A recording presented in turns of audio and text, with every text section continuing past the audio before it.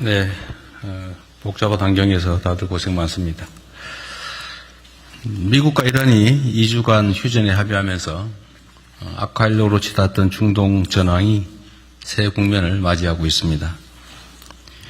아직은 결과를 낙관하기는 이르고 또 순조롭게 협상이 이루어진다 해도 전쟁의 충격이 상당 기간 계속될 우려가 높습니다. 정부는 긴장의 끈을 조금도 놓지 말고 발생 가능한 모든 시나리오에 따른 준비된 대책들을 더욱 세밀하게 그리고 선제적으로 추진해야 되겠습니다. 가장 시급한 과제는 현재 호르무즈 해협에 발이 묶인 우리 선원들과 선박들을 안전하게 귀환시키는 일입니다. 우리가 가진 외교 역량 네트워크를 총동원해서 국제사회와의 긴밀한 공조를 바탕으로 적극적인 협의에 나서 주시기 바랍니다. 원유와 핵심 원자재 추가 확보에도 총력을 다해 주시기 바랍니다. 특히 플라스틱, 비닐, 의료용품 등 최근 수급 우려가 불거진 품목들의 안정적 관리에도 만전을 기해 주시기 바랍니다. 중동 전쟁이 언제 어떤 방식으로 마무리되든 전쟁 이전과 이후는 분명하게 전혀 다른 세계가 열리게 될 것입니다. 그에 따른 대비를 철저히 해야 되겠습니다. 에너지 수급처의 다변화, 또 재생에너지 중심 사회로의 전환, 산업구조 혁신에 속도를 내고 초인공지능과 차세대 SMR, 인공지능 로봇 등 미래 성장 동력 육성에도 더욱 박차를 가해야 될 것입니다. 지방이 주도하는 모두의 성장으로의 대전환, 이는 우리 경제의 지속적이고 질적인 도약을 위한 필수 조건입니다. 지방균형 발전은 국가 생존 전략이라고 해도 과언이 아닙니다. 아직은 미약하긴 한데 지방이 주도하는 성장의 뉴 노멀 흐름이 곳곳에서 관철되고 있습니다. 우리 정부 출범 이후인 지난해 하반기에 비수도권의 취업자 증가 폭이 상반기에 비해서 2배 이상 확대됐다는 통계가 나왔습니다. 비수도권 청년층의 고용률도 상반기보다는 많이 개선됐습니다. 다행스럽습니다. 이런 흐름을 경제 전반으로 더욱 확산시켜야 합니다. 이를 위해서는 무엇보다 지방 우대 재정, 지방 우선 정책의 기조를 확고히 해 나가야겠습니다.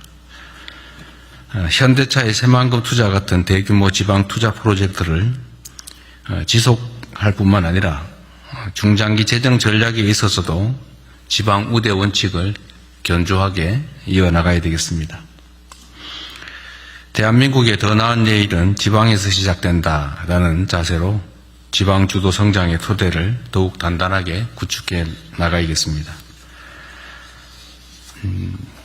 극도로 불안정한 국제정세의 파고를 넘고 산적한 내부 과제들을 해결하려면 국가 역량을 하나로 모아야 합니다. 여러 복합적인 위기를 앞에 두고 우리 스스로 분열하고 또 갈등 대립할 여유가 없습니다. 정부부터 앞장서겠습니다. 일자리 등 핵심 현안에 대한 사회적 대타협을 위해서 다양한 의견을 경청하고 국민의 뜻을 하나로 모아가야겠습니다. 국민 통합을 교란하는 가짜 조작 정부의 악의적 유포에 대해서는 무관용 원칙으로 엄정한 대응이 필요합니다. 위기를 기회로 바꿀 원동력은 오로지 국민 모두의 단합된 힘이라는 말씀을 다시 한번 드립니다. 추가로 국정에 있어서 좀 속도에 관한 이야기를 한 번 더 해야겠습니다. 제가 지금 오면서 잠깐 생각해 보니까 우리가 이렇게 일할 시간이 4년 1개월 남짓밖에 안 남았더군요. 시간이 짧긴 하지만 우리가 국정의 속도를 2배로 올리면 9년 2개월이 남는 거죠. 하기 나름이다. 물론 우리 공직자들이 힘들긴 하겠지만 속도를 좀 배가해야 되겠습니다. 뭘 하더라도 뭔 계획을 하기만 하면 기본적으로 6개월, 1년 그리고 그거다 추후 행정 절차 어쩌고저쩌고 하면 또 1년, 2년 되게 그렇던데, 그렇게 해가지고야 어느 세월에 이 격변의 시기를 우리가 견뎌내겠습니까? 우리 사회가 지금은 이제 대변화의 시기인데, 그냥 기존에 하던 방식대로 쭉 가려면 그냥 큰 힘이 들지는 않겠지만, 우리가 그야말로 대전환을 이뤄내려면 지금과는 전혀 다른 엄청난 에너지가 필요합니다. 이런 사람이 하는 거죠. 마음을 다시 새롭게 먹고 또 에너지도 많이 투입해서 지금에 가는 방향에서 완전히 방향을 바꿔야 됩니다. 그래서 행정을 하는 데 있어서 그냥 기본적으로 뭘 하면 몇 달 이런 생각 버리고 밤새서 며칠 사이에 또는 한두 달 안이라도 해치운다 이런 마음을 가지도록 각 부처 청을 독려해 주기 바랍니다. 그리고 행정을 하면 보통 1단계 뭘 하고 그다음에 2단계 하고 끝나면 3단계 하고 뭐 이런 식으로 하는 게 통상적인 절차죠.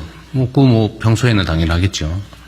또 행정이 안정적이어야 하니까 또 행정에서 실수가 발생하면 안 되니까 그렇게 하는 건 이해합니다. 그게 행정의 보수성이겠죠.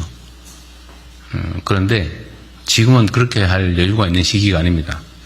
지금 대전환의 시기이고 지금까지와는 전혀 다른 차원으로 사고하고 행동해야 됩니다. 그래서 행정 절차를 하더라도 시간을 줄이는 건 물론이고 1, 2, 3, 4 이 순서로 되어 있는 걸 목표가 명확하면 그냥 모든 절차를 동시에 수행하도록 하고 또 필요하면 관련 규정들도 개정하도록 하십시오. 우리는 법, 그 다음에 뭐 시행령 규칙, 그 다음에 지침, 과거의 관행 이런 게 매여가지고 그냥 그 생각에서 못 벗어나는 경우가 있어요. 그건 통상적인 시기에 하는 평범한 행정인 것이고 지금은 비상 시기이기 때문에 생각 자체를 틀을 바꿔야 됩니다. 필요한 법도 다시 만들고 개정하고 뭐 시행령이든 규칙이든 지침이든 이런 거 필요하면 바꾸면 되는 거죠. 거기에 얽매이지 않았으면 좋겠어요. 필요하면 바꾼다. 필요한 제도가 있으면 새로 만든다. 헌법의 범위 내에서 국회 협조를 받아서 필요한 법을 바꾸면 되잖아요. 국가가 지금보다 좀 더 나은 미래를 설계하려면 국민들의 삶이 이런 전체적인 위기 속에서 더 나아지게 하려면 비상한 조치가 필요합니다. 통상적인 절차에 따라서 통상적인 규범에 따라서 통상적인 판단과 결정으로는 부족하죠. 그래서 지금까지도 뭐 속도를 내서 잘해왔던 게 사실인데 지금보다 좀 더 노력을 배가해 주시길 바라고 특히 좀 사고를 좀 바꿨으면 좋겠습니다. 얽매이지 말자. 속도가 2배면 일을 2배 할 수 있다. 근데 우리가 일할 수 있는 시간이 제한되어 있기 때문에 드릴 말씀입니다. 못했다는 얘기 전혀 아닙니다. 다들 열심히 잘하고 있어요. 근데 잠을 좀 더 줄이자. 이거 우리 청와대도 그 포괄임금제 너무 하지 마세요. 그 누구 담당인지 모르겠는데 연장, 야근, 휴일, 주말 뭐 이런 거 근무하면 제대로 대가를 지불하도록 하십시오.